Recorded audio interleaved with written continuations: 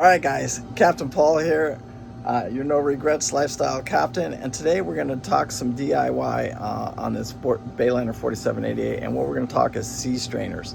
How important it is to make sure when you're buying a boat or looking at a boat, do the sea strainers work? A lot of these 40-year-old trawlers, they do not work, and if they don't, it's not a problem. You just got to know how to deal with it. But today's video, I'm going to show you an actual sea strainer, how to open the close the valve, and then we're going to go inside and clean the baskets. I've already done the one on the generator, but today I want to do the two main engines and the air conditioner ones first thing this morning. So just a quick disclaimer here, and also if you guys are getting any value out of any of this content, you can go to the t-shirt store, buy a t-shirt, you can send a super thanks, you can do whatever you feel, or nothing, and you're absolutely free to call me, ask questions.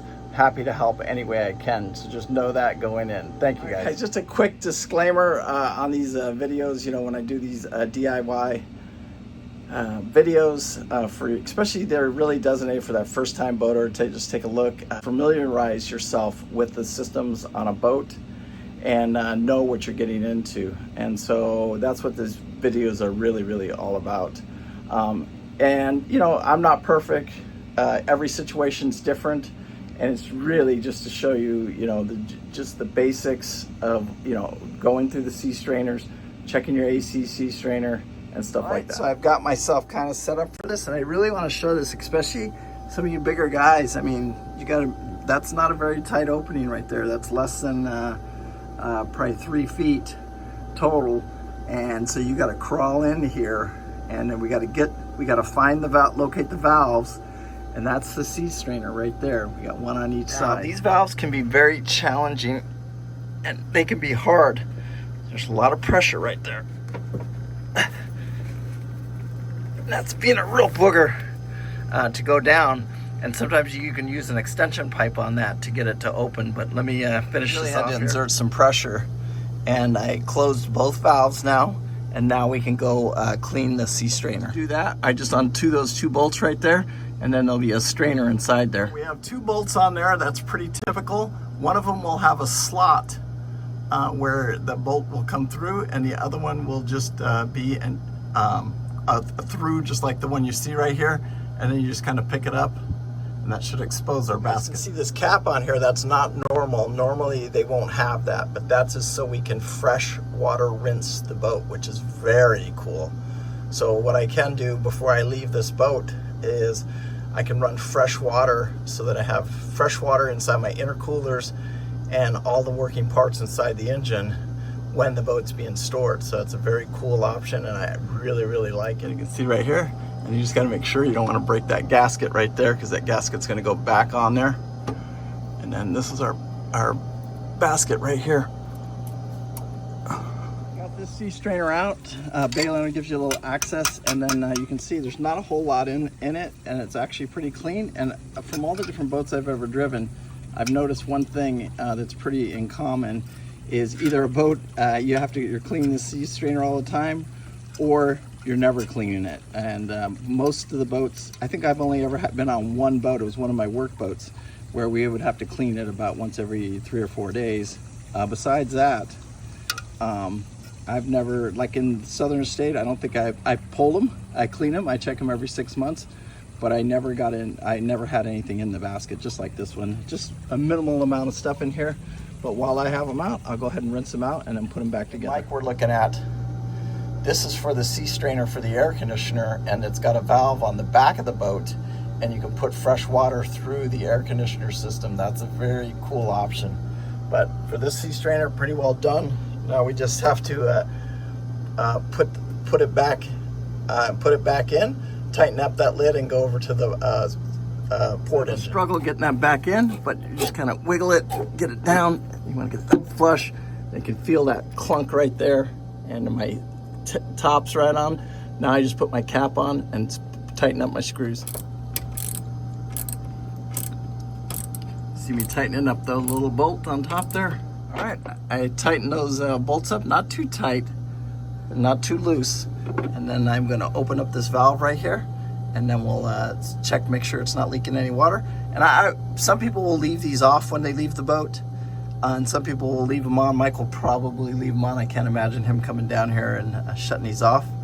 but you do need to check, you constantly be checking these, and you should work this valve here once every 30 days. That was the starboard side. Now we're over here on the port side. Repeat the same process.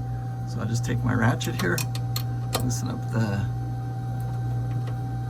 up.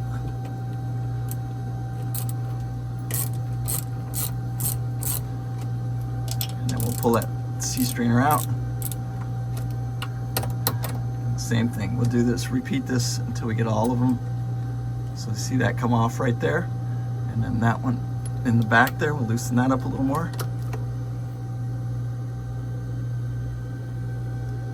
Captain Paul here, and you may say, hey, why is he sitting down on the job? And why is he over at the electrical panel if he's doing sea strainers? Well, let me explain. In my opinion, Bayliner does probably one of the best jobs ever with this electrical, because it stops me from buying so many splitters.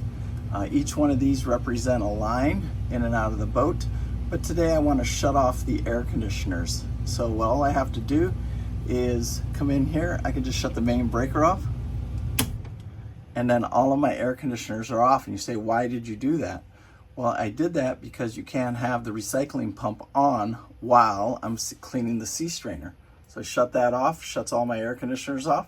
Now let's go back down below, and you can shut them off manually at each controller, then come hit each breaker. But I've learned in the past, just do it that way, and it's much simpler because everything will just kick back on the way it is. What I may do here is shut off stateroom and pilot house and just bring up one air conditioner at a time, kind of let it cycle on, and that'll help with the electrical load. So this particular sea strainer right here, this is for our air conditioners right here. That pump right there, that is for our air conditioners. When that cycling pump's on, that's what removes the heat out of the boat. And it does it by transferring heat into the water, and then the water gets taken out of the boat. And so the cycling pump has to be on. So first thing we need to do is come over here to the through hull, shut it off, and then same thing, just remove the cap. Remove the cap. And then we'll clean the strainer. This one will have to be cleaned every 30 days, period. A little bit of a struggle there, but I had to shut the valve, just like we've always talked about. It's when the valve's open, it's in line with the hose. When it's closed, it's in the opposite direction. So I've got the valve closed. Now I'm just gonna unscrew that top right there. But you can see those are wing nuts. That's pretty standard stuff right here.